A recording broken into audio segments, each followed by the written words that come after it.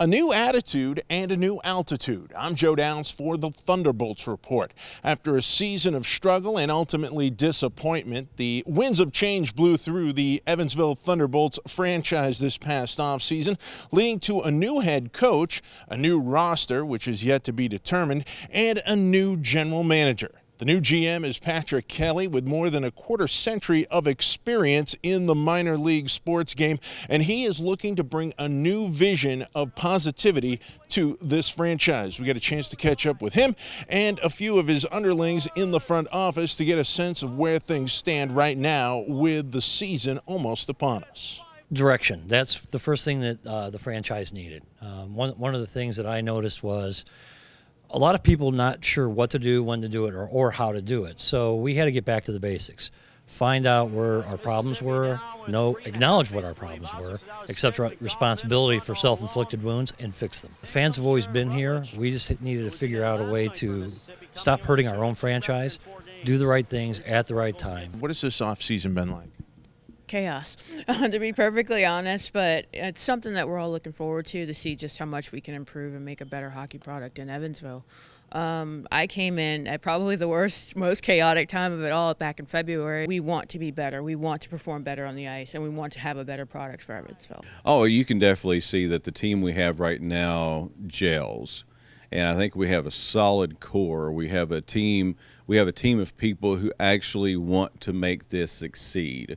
And I think with that in mind, we have taken everything as far as what we've done in the past out and tried to make sure that what we're going to do this year is going to be something that everybody remembers. You come in and you need a new head coach, and you kind of need him fast.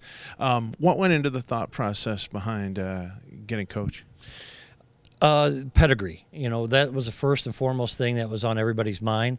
They did a really good job as far as the search committee looking for 4 or 5 candidates, and Jeff basically separated himself in the process and with his wins and losses and his track record. You're not going to find a better coach at any level than Coach Bess. He's a button-down guy, runs a clean locker room, and he sets clear expectation. And at this level, that's what you need, is a coach that is not only going to teach fundamentals, but he's going to bring talent in and be able to recruit and put a competitive team on the ice. At the end of the day, we can make this as entertaining as possible, but we have to win. The wins draw the crowds, and then it's up to us to hold those crowds. One of the things that we had to take a hard look at is, the team spent a lot of time trying to separate itself from its hockey history. I want to embrace it. There was a lot of time spent, how do we separate ourselves from the Iceman? I want to embrace the Iceman. I want to celebrate, the successes that hockey before us, had here in days when they were putting 4,000 or 5,000 people in this arena. We can absolutely do that again, but we're not going to do it by ignoring our past. We need to embrace it. We need to get those fans back and tell them it's okay to come to hockey games again and have fun. People remember what it used to be like in the olden days of Evansville hockey here in this building, and that's what we're trying to bring back. We're trying to bring back the fun. We want to put a smile on somebody's face, and I think with some of the unique intermission activities and media timeout contest, there's going to be a whole lot of new stuff. And like I said, we will make some announcements pretty soon about what we're going to be doing. But I think you will be entertained when there's actually no hockey being played during the game. What are we, or you as a franchise, trying to do to get fans? Everything that we can. We need to build it in every corporate package and teach people how to use tickets.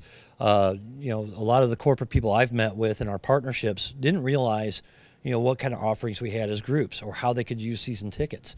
We also, for the casual fan, need to make it as entertaining as if they're deciding to go to a movie or have a family event.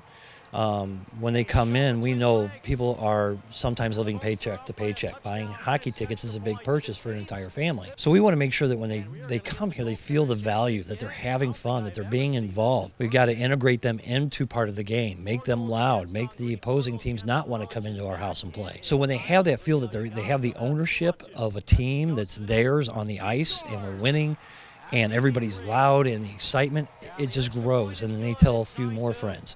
And a few more friends tell a few more friends. We have to do it kind of old-fashioned way of word of mouth, have a great game experience, put some wins together. And as they have fun, they're going to tell more people, want to bring more people back. How has ticket sales been going so far in comparison to the last few years? This year, we have tried new ideas. We're going after like Tri-State Kiwanis Club. Instead of hitting a small club here or there, we're going after larger groups. We're inviting a whole county of people to come to a game, having their own county night. And that's going to be interesting to see how many from one county actually shows up to a game. And we're coming up with new group package ideas to try to entice more people to come and have their parties with us. So I think everything we're doing will work off into the future for higher groups and more people in the seats. The one thing that we have to rebuild is the positivity. I've been preaching that in our front office, that one thought changes everything. And anything can be moved forward with the right positive attitude. I'm sure that once people come in, they see what we're doing, they're going to be positive of the changes that we make. They're going to feel a different energy in the building from the time we open the doors, because we've blown up the entire game script. Just the absolute momentum that the positivity has brought back to not only the front office, but starting to catch fire on the other side on hockey ops. You know, we just ask people to trust us.